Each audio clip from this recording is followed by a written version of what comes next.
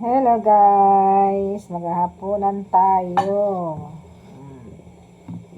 Masarap na ulam.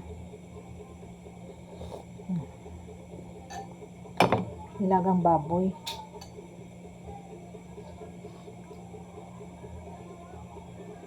Gusto ko ito taba.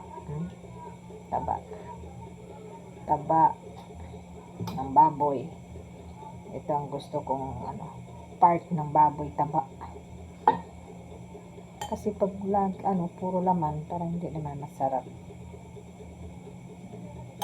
Nilagyan ko ng repolyo. Konti na lang natira dahil ang iba kinain ko kahit hilaw.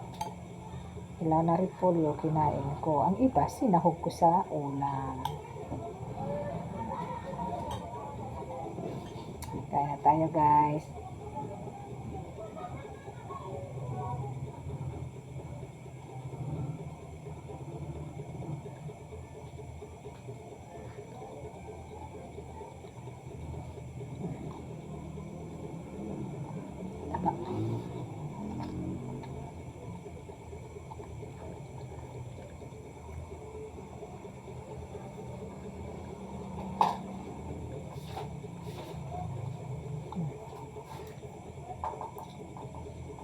Repolyo.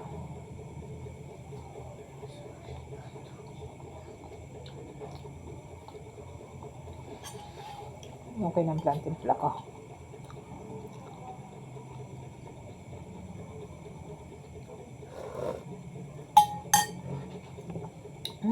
Masarap na ulam. Nilagang baboy.